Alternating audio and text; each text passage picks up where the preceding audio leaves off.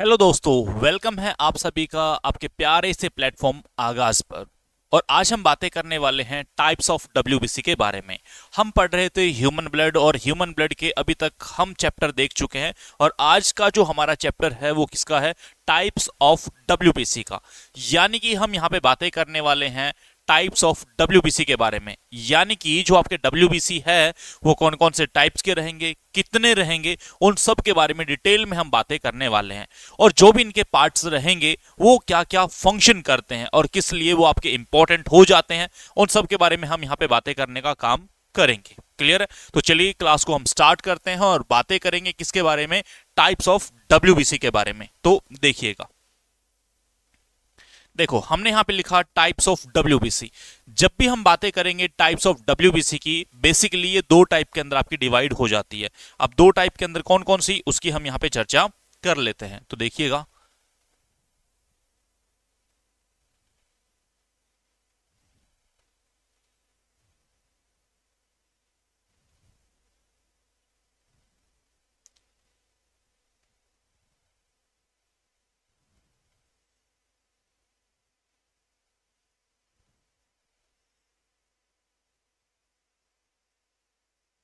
ठीक है। देखो, दो टाइप के अंदर हमारा ये डिवाइड हो जाएगा।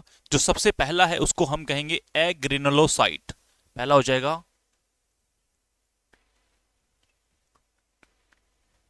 ठीक है, पहला हो जाएगा आपका एग्रिनलोसाइट। ओके,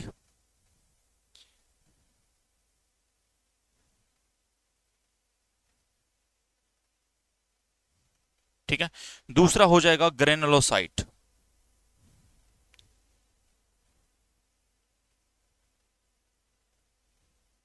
ग्रेनुलोसाइट, ठीक है, ये आपका इस प्रकार से रहेगा।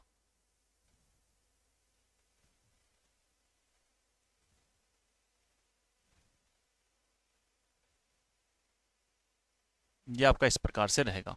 तो हमने देखा, एक हो गया आपका यहाँ पे ग्रेनुलोसाइट, दूसरा हो गया आपका एग्रेनुलोसाइट। इनके बारे में अगर हम यहाँ पे थोड़ी सी और डिटेल में बातें करें तो हम यहाँ पे देख पाते हैं कि जो एग्रेनुलोसाइट है इसको हम बोलते हैं ए दानेदार। ये हो जाएगा आपका ए दानेदार। ए दानेदार, ठीक है। और अगर हम बातें करें ग्रेनुलोसाइट के बारे में तो ये हो जाएगा आपका दानेदार, ठीक है। इसको हम यहाँ पे बोल देंगे दानेदार। ओके, ये आपका इस तरीके से रहेगा, ठीक है। तो हमने देखा यहाँ पे जो एग्रेनुलोसाइट है वो क्या होगा आपका ए दानेदार, और जो ग्रेनुलोसाइट है वो क्या हो गया दानेदार। इनके बारे में अगर और डिटेल में बातें की जाए तो आपका जो ग्रेनुलोसाइट है ये फर्दर डिवाइड हो जाता है कितने पार्ट्स के अंदर? ये आपको देखने के लिए मिलेगा टू पार्ट्स के अंदर, ठीक है। तो आपका यहां पे डिवाइड हो जाएगा कौन? Agranulocyte further in three parts, ठीक है। ये आपका फर्दर थ्री पार्ट्स के अंदर आपको डिवाइड होता हुआ नजर आएगा। देखो कौन कौन से पार्ट्स के अंदर, उसकी हम अभी यहां पे चर्चा करेंगे।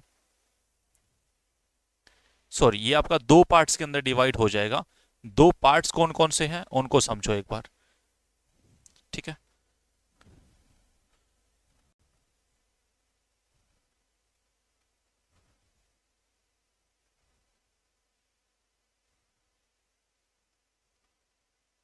ओके, देखो, पहला हो जाएगा हमारा यहां पे मोनोसाइट। पहला कौन सा हो जाएगा? मोनोसाइट,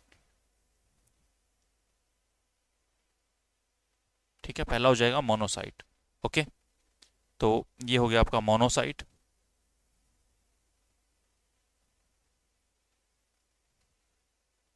ठीक है।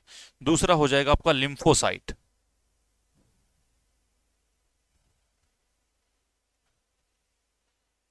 लिम्फोसाइट, ठीक है। ये हो गया आपका लिम्फोसाइट,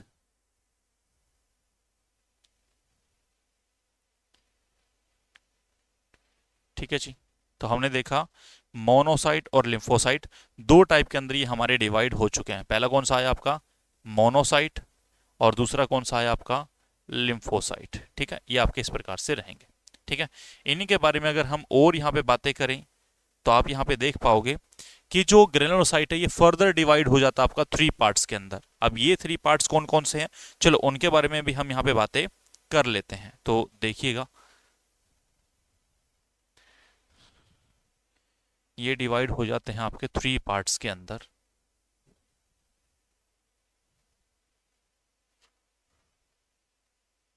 थ्री पार्ट्स कौन कौन से हैं उनके बारे में हम यहाँ पर चर्चा करेंगे।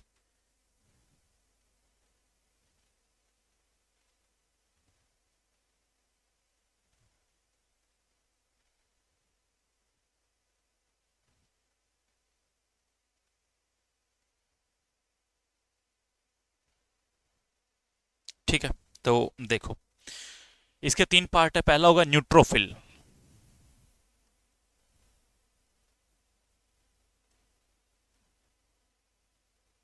न्यूट्रोफिल्स, ठीक है।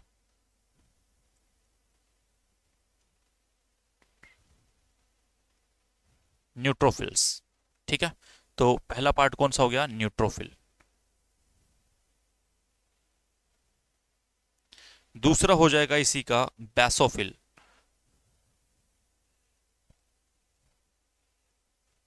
बैसोफिल्स, ठीक है। ये आ गया सेकंड पार्ट, बैसोफिल।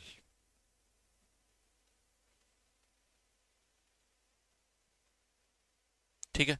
तीसरा हो जाएगा आपका न्यूट्रोफिल, सॉरी, एसिनोफिल्स।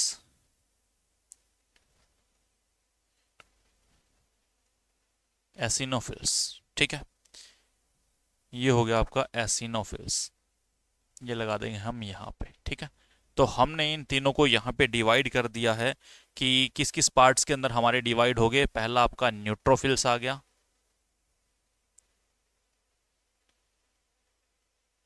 ठीक है। दूसरा आपका यहाँ पे बैसोफिल्स। तीसरा आपका एसिनोफिल्स। ओके, ये हिंदी में सेम रहेंगे। ये हिंदी में हमारे यहाँ पे सेम रहेंगे। क्लियर है? तो हमने देखा यहाँ पे कौन कौन से पार्ट्स के अंदर डिवाइड हो गए। पहला आपका मोनोसाइट, जो कि हिंदी में भी मोनोसाइट ही रहेगा, मोनोसाइट। मोनोसाइट,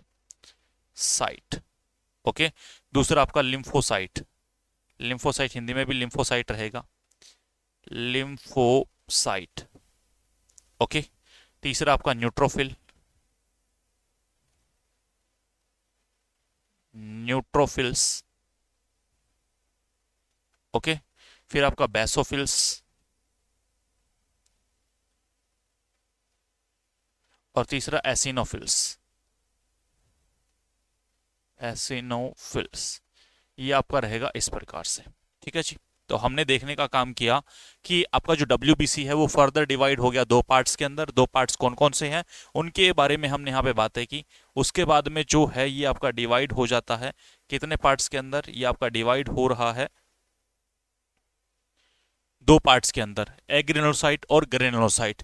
जो एग्रेनुलोसाइट है वो आगे चल के फर्दर डिवाइड हो रहा है 2 पार्ट्स के अंदर, मोनोसाइट और लिम्फोसाइट। इसके बाद में जो आपका ग्रेनुलोसाइट है फर्दर डिवाइड हो रहा है 3 पार्ट्स के अंदर। 3 पार्ट्स कौन कौन से हैं? एक है न्यूट्रोफिल, एक है आपका यहाँ पे बैसोफिल, एक है एसिनोफिल्स।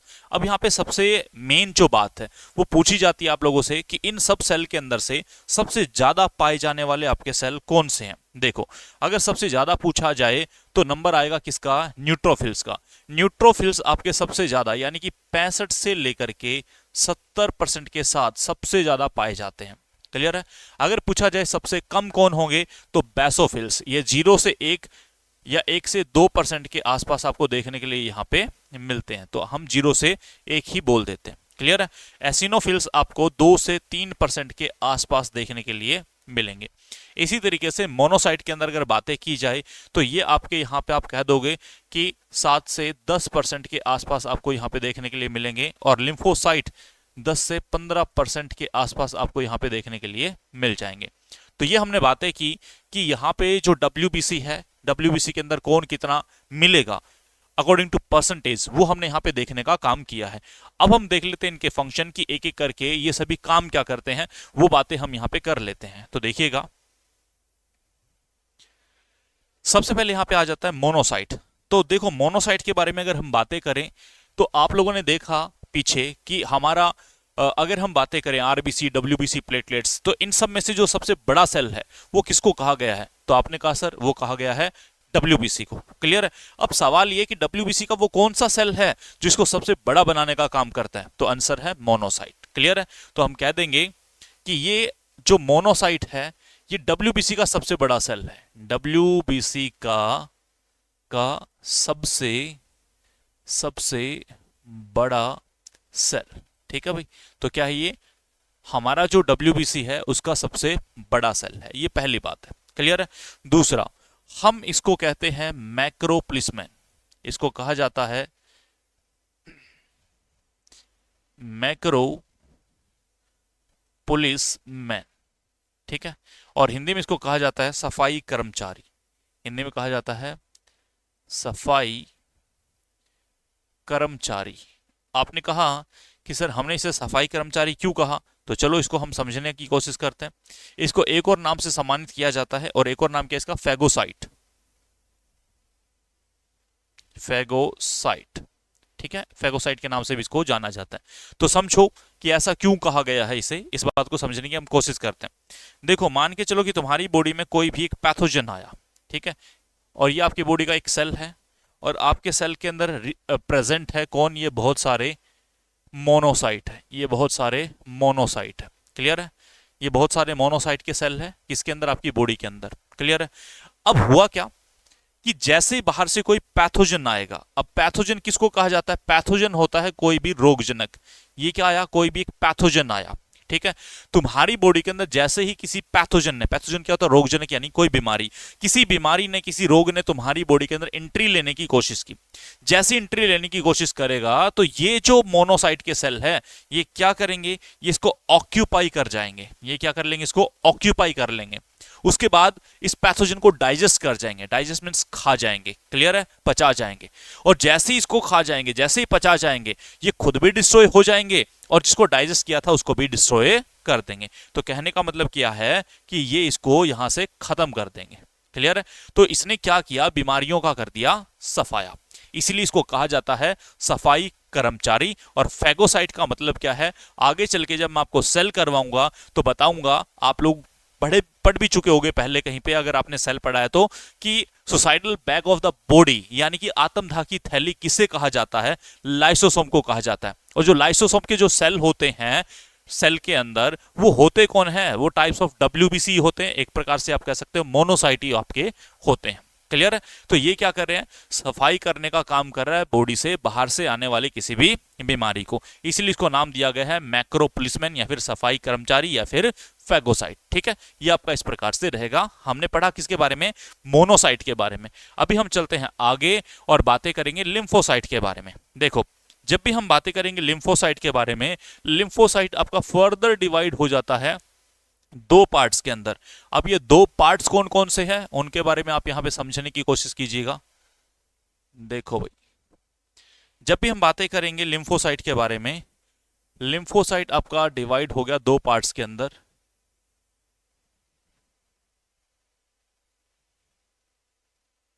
देखो कौन कौन सा, एक हो गया आपका टी लिम्फोसाइट, एक हो गया आपका टी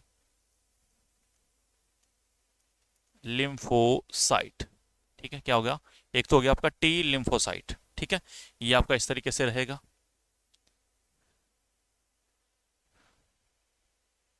इसके बीच में हाइफन लगा दूं मैं ताकि आपको, अच्छा मैं इसको दोबारा ही लिख देता हूं ताकि आपको समझने में थोड़ी दिक्कत ना हो। ठीक है, पहला तो कैसा होगा, टी। ठीक है, और दूसरा है आपका यहाँ पे लिम्फोसाइट, लिम्फोसाइट। अच्छा, एक और है आपका बी,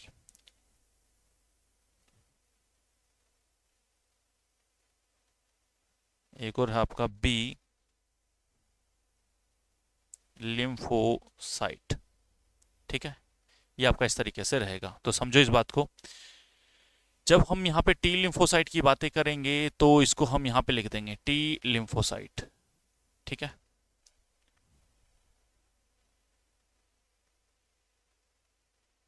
ये यहाँ पे आ गया। ये है आपका बी लिम्फोसाइट, ये आपका यहाँ पे आ जाएगा। ठीक है, ये हो जाएगा आपका बी लिम्फोसाइट। ठीक है, तो हमने यहाँ पे समझने की कोशिश की किसको, एक तो टी लिम्फोसाइट को और एक बी लिम्फोसाइट को। ये आपके टी लिम्फोसाइट है, ये आपके बी लिम्फोसाइट है। दो प्रकार के सेल आपको देखने के लिए मिल जाते हैं। किसके? तो आपने कहा सर हम यहाँ पे देख रहे हैं किसको? लिम्फोसाइट को। टी लिम्फोसाइट और बी लिम्फोसाइट, दो प्रकार के सेल आपको यहाँ पे देखने के लिए मिल गए। अब जो यहाँ पे बी लिम्फोसाइट है और टी लिम्फोसाइट है, ये क्या काम करेंगे? देखो, जो टी लिम्फोसाइट है ये एक्टिव करने का काम करते हैं। ये क्या करेंगे? एक्टिव करने का काम करेंगे। अच्छा, किसको एक्टिव करने का काम करेंगे? बी लिम्फोसाइट को एक्टिव करने का काम करेंगे। आपने कहा सर एक्टिव होने से क्या होगा? देखो, जैसे ही आपका बी लिम्फोसाइट एक्टिव हो जाएगा, ये यहाँ पे प्रोडक्शन करेगा किसका? एंटीबॉडीज का, यानी कि प्रोडक्शन ऑफ एंटीबॉडीज। क्लियर है?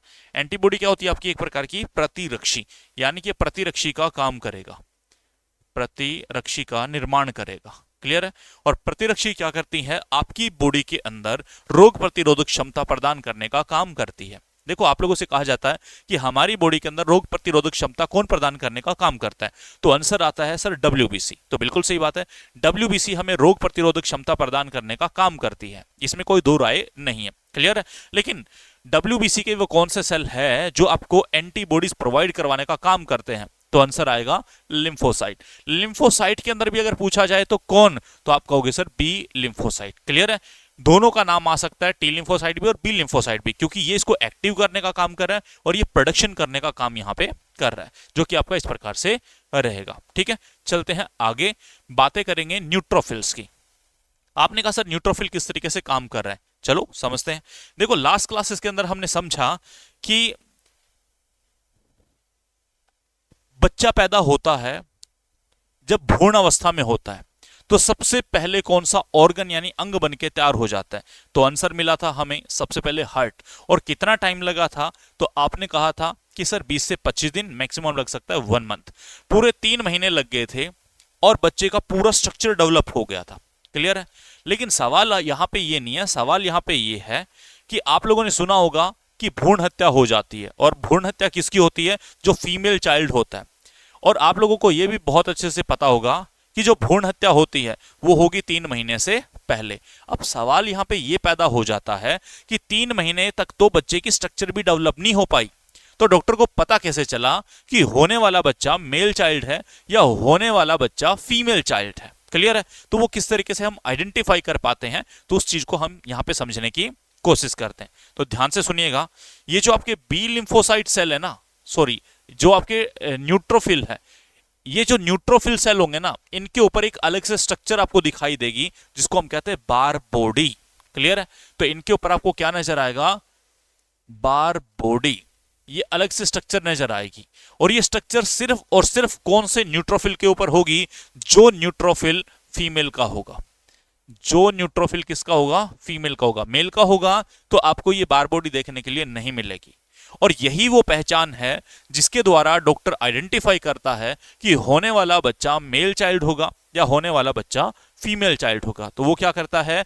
इनकी बॉडी से डब्ल्यूबीसी को निकालता है, डब्ल्यूबीसी से न्यूट्रोफिल को अलग करता है, फिर न्यूट्रोफिल सेल की यहां पे जांच करने का काम करता है और देख पाता है कि क्या इनके बॉडी के ऊपर, यानी कि न्यूट्रोफिल के ऊपर बार बॉडी लगी है या नहीं लगी। लगी है, इट मींस होने वाला बच्चा फीमेल है, और नहीं लगी, इट मींस होने वाला बच्चा मेल है। तो इस तरीके से हम बच्चे का सेक्स डिटरमाइन कर पाते हैं, पता लगा पाते हैं कि होने वाला बच्चा क्या होगा। और यही रीजन है कि इसे यहाँ पे जो भ्रूण हत्या है वो कर दी जाती है। लेकिन आज के टाइम में इसके ऊपर रोक है, बैन है। आप सेक्स डिटर्मिनेशन नहीं करवा सकते, बच्चे का आइडेंटिफिकेशन आप नहीं जान सकते कि होने वाला बच्चा क्या होगा। ठीक है, एक तो ये बात है।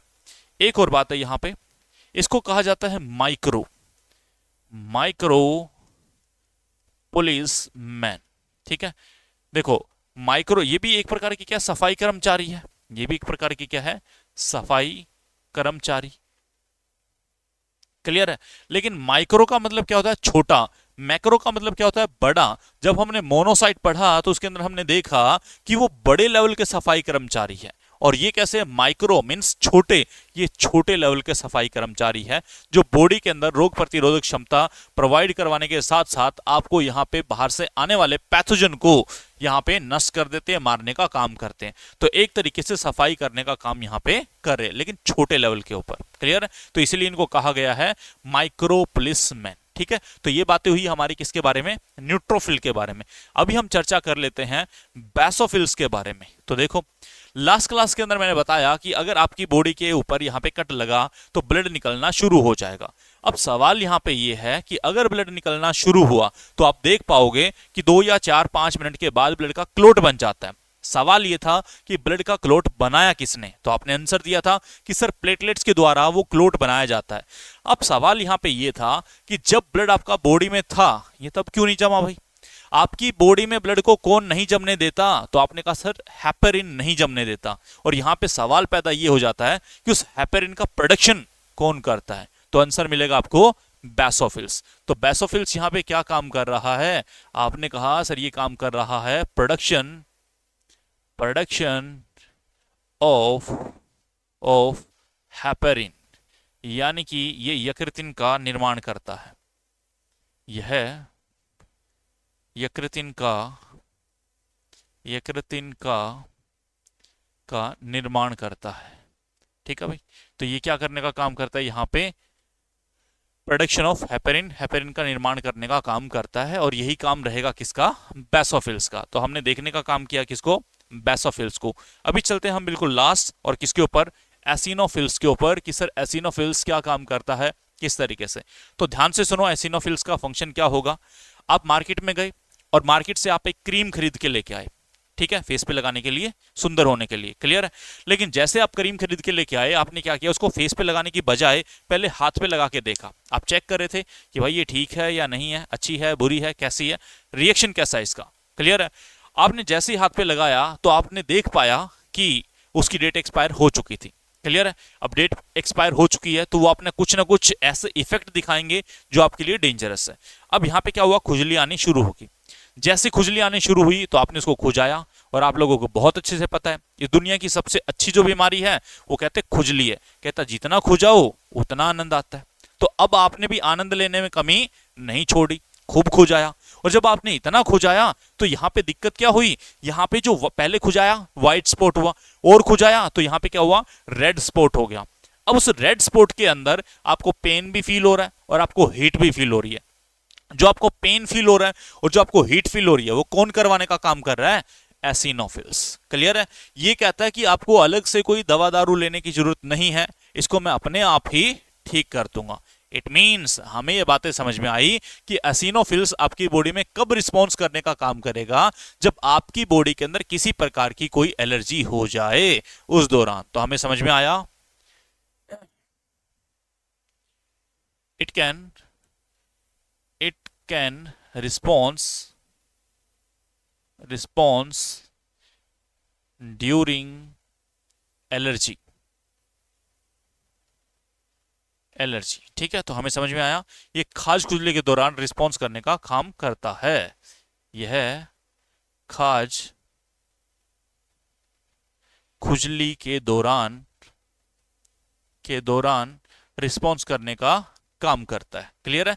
तो अगर आपकी बॉडी के अंदर किसी प्रकार की कोई खाज खुजली हुई तो आपकी बॉडी में रिस्पॉन्ड करने का काम करेगा कौन, एसिनोफिल्स, ठीक है। तो ये थे हमारे टाइप्स ऑफ WBC जो हमने देखने का काम किया कि किस तरीके से।